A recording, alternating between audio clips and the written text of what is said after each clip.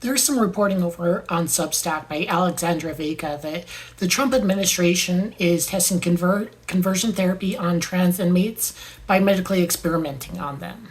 Now, I'll have the full report linked below, but the general idea here is that the Bureau of Prisons recently released a report, or not a report, their new guidelines for treating trans prisoners. Now, what's going to happen is that any gender affirming care is essentially stopped, period. There shall be no more hormones, no more conversion.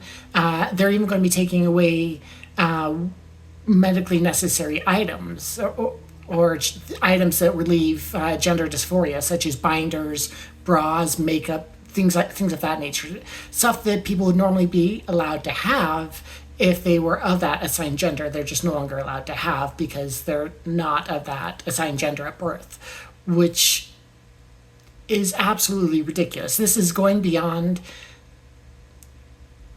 anything other than torture at that point. You're subjecting these people to torture by removing them from their medically necessary care, the care that they've been having for however long that they've been having it. Now, in that place, what they're going to be replacing it with is talk therapy, which is essentially, you're just talking with a therapist about your feelings, things of that nature. And they're also replacing the hormones with a regimen of antidepressants trying to cure you of being trans. Like that, they state that that is the goal. That the goal is to reduce negative outcomes, and the negative outcome is people staying trans. So the whole point of the therapy that they're going through is to convert them from being trans to being cis.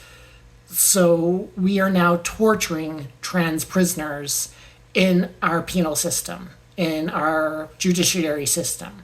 It's not enough to just punish us when, day to day, to take away our bathroom use, to deny us to have our gender markers on our birth certificates and on our IDs, to be subject to the constant misgendering and harassment that we get in public just for existing.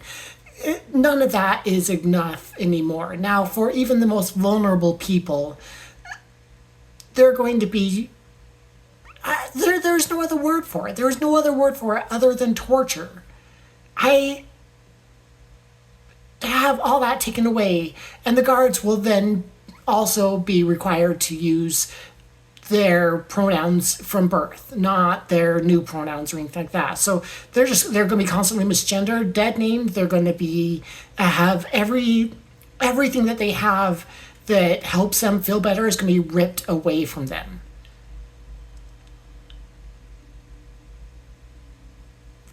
That is just heartbreaking.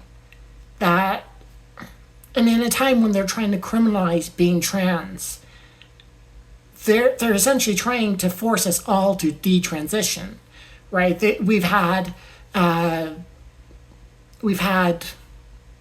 legislation out of, I believe it was Montana, that tried to amend their laws that could be interpreted broad enough to even being trans in public could be considered a crime, right?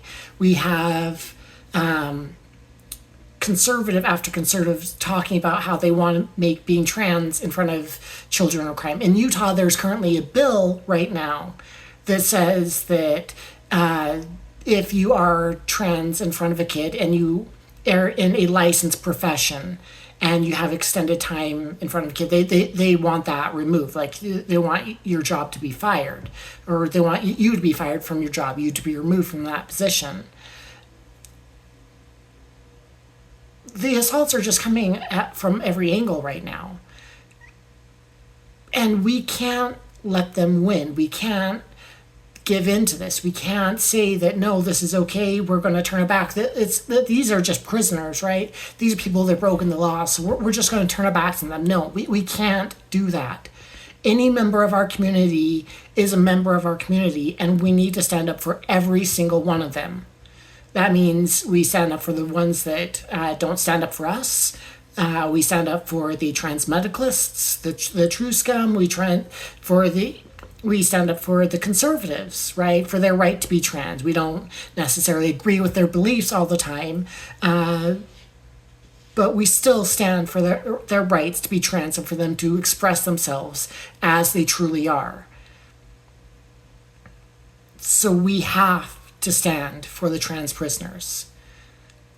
This week, what I'm going to be doing is I'm going to be doing a series of lives, and I'm going to be calling in to as many of our administrative officials, or our elected officials rather, as possible. And I'm going to be voicing my opinion on this, and I'm going to be letting them know that this is not okay, that they need to be revising these guidelines. They need to be putting the pressure back where it needs to be so that these people can be treated with a basic level of decency. I hope you guys can join me in or join in with me in those lives. Again, they'll be throughout the week. I plan on doing them multiple times this week. They'll be both on YouTube and on TikTok. Anyway, help me fight for these people. Help me stand up for our most vulnerable people, and let the system know that we will be heard.